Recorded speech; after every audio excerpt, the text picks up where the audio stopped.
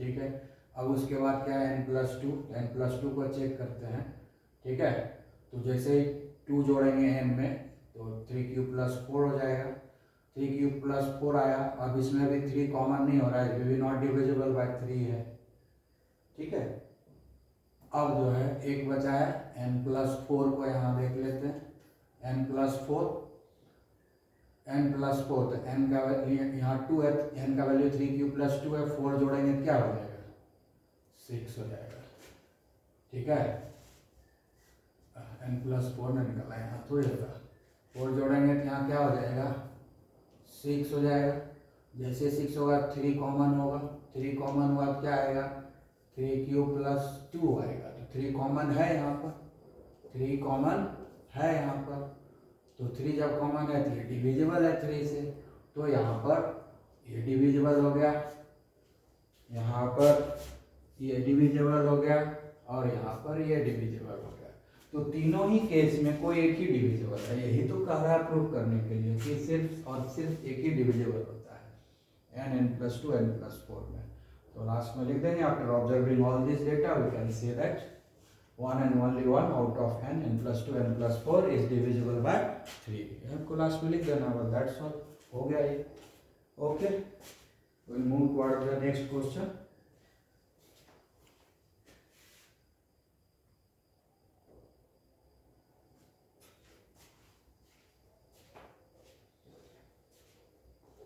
ठीक है, अब एक और क्वेश्चन देख रहे हैं, बड़ा इंपॉर्टेंट है। कह रहा है कि n जो है एक ऑड इंटीजर है, मैंने पहले से डिक्लेयर कर दिया कि n जो है ऑड इंटीजर है, नंबर है वो ऑड इंटीजर है। शो करना है कि n² - 1 जो है 8 से डिवाइड हो जाएगा। तो पहले से बता दिया कि n जो है ऑड इंटीजर है, और पीछे का पढ़े होगे, पीछे हमने पढ़ाया है ऐसा क्वेश्चन कि ऑड इंटीजर को किस फॉर्मेट में रिप्रेजेंट किया जाता है। n है ना, कोई भी ऑड इंटीजर को किस फॉर्मेट में रिप्रेजेंट करते हैं। ऑड इंटीजर को हम लोग रिप्रेजेंट करते हैं 4n4³ + 1 एंड 4³ + 3 के फॉर्मेट में, ठीक है। तो यहाँ लिखेंगे, ये हम बता चुके हैं, we know that odd integer can be represented by 4³ + 1 and 4³ + I think it will be 3 लिख लेते हैं। पीछे बताया हुआ है 4³ + 3, ठीक है। ये दो फॉर्मेट में हम लोग रिप्रेजेंट कर सकते हैं। हो सकता है पीछे हम 4m+1 लिखे हैं, 4m+3 लिखे हैं, फॉर्मेट तो वही है ना, q हो सकता है, m हो सकता है, p हो सकता है, कुछ भी वेरिएबल तो कुछ भी हो सकता है। लेकिन ऑड इंटीजर को रिप्रेजेंट करने के लिए यही है, 4³ + 1 है एंड 4³ + 3 है, और एक है, और भी एक है जिसको यूज नहीं कर सकते हैं क्योंकि वो 8 का मल्टीपल नहीं है, और एक बताए थे, ठीक है। और भी एक बताए हुए हैं, हाँ, ऑड इंटीजर को और एक फॉर्मेट से हम लोग रिप्रेजेंट करते हैं 6m+1। ऑड इंटीजर को हम लोग रिप्रेजेंट करते हैं 6m+1 से, ठीक है। 6m+3 से और 6m+8 से, इस तीनों से भी रिप्रेजेंट करते हैं, ठीक है। 6m+3 6m+8, इस तीनों से भी हम ऑड इंटीजर को रिप्रेजेंट करते हैं, और ऑड इंटीजर को 4m+1 4m+3 से भी रिप्रेजेंट करते हैं, ठीक है। तो 4 यहाँ पर क्या है, 8 का मल्टी, ये 4 के टेबल में 8 आ रहा है इसलिए हम इसको यूज़ किए। 6 जो है 8, 6 के टेबल में 8 नहीं आएगा, 6 के टेबल में 8 नहीं आएगा, इसलिए हम उसको यूज नहीं किए। ऑड इंटीजर को रिप्रेजेंट करने का ये दो तरीका है, या तो 6m+1 6m+3 6m+8 के रूप में रिप्रेजेंट करें, या तो 4m+1 4m+3, या यहाँ लिखे हम 4³ + 1 4³ + 3, इस तरह के फॉर्मेट में हम रिप्रेजेंट करते हैं। चूँकि हम डिविजिबिलिटी हमको 8 से चेक करना है, तो 8 के उसी के मल्टीपल में जो रहेगा ना, उसी के फैक्टर में जो रहेगा उसी को हम यूज करेंगे। तो 6 तो आता नहीं है, ठीक है, तो अब 4 के टेबल में 8 आ जाता है, इसलिए हम ये वाला ही यूज करेंगे, ठीक है। तो अब जो है 2 केस आ गया, यानी n का वैल्यू 2 मिल गया। If n equal to 4q plus 1, ठीक है, then n square equal to 4q plus 1 square. तो इसको जब हम बनाएंगे तो क्या होगा, ये हो जाएगा 16q square plus 1 square plus 2ab, ठीक है, यही तो फॉर्मूला है ना a plus b whole square का। तो अल्टीमेटली ये हमको क्या मिला,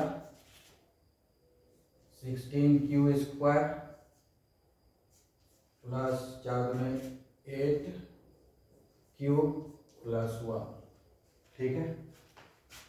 therefore n square minus 1 equal to n square का जो वैल्यू आया है उसको लिखेंगे 16q square plus 8q plus 1, और फिर ये माइनस 1, ये दोनों तो कैंसिल हो गया। तो बचा क्या हमारे पास, 16q स्क्वायर प्लस 8q, 8 जो है कॉमन हो रहा है यहाँ पर, ठीक है, 8q कॉमन हो रहा है।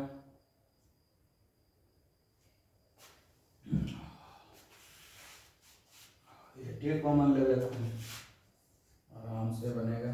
8 कॉमन ले लिए तो 8 दूनी 2q स्क्वायर प्लस q, यही ना मिला हमको, तो 8 मल्टीपल मिल गया इसमें, तो डिविजिबल बाय हो गया, that is divisible by 8, prove हो गया, ठीक है।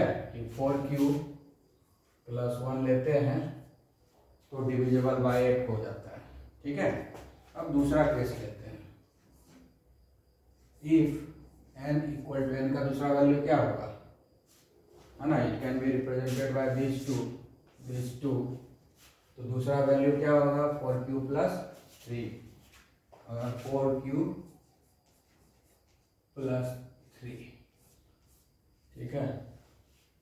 तो इसका भी वैल्यू हम निकाल लेते हैं, 16q स्क्वायर प्लस 3 स्क्वायर होगा, तो 3a square plus b square, 3 square 9 हो जाएगा, प्लस 2ab, 2 इंटू a हो गया 4q इंटू 49 का 4q, और 3 हो गया, b हो गया।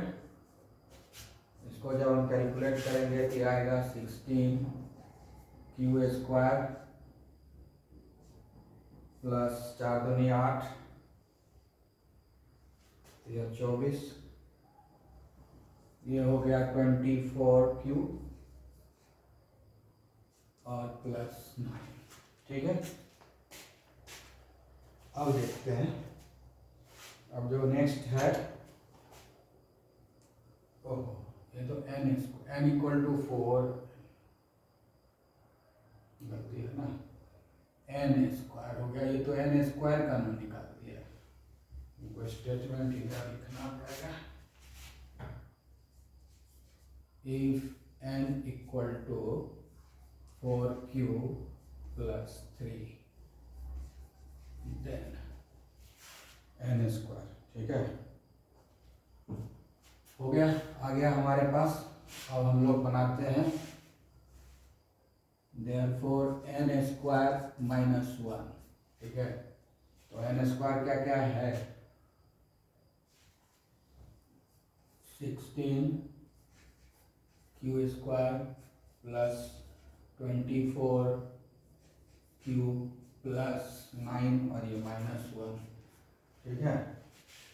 तो आगे हम लोगों का क्या हो जाएगा, 16q Q square plus 24Q plus 8, ठीक है।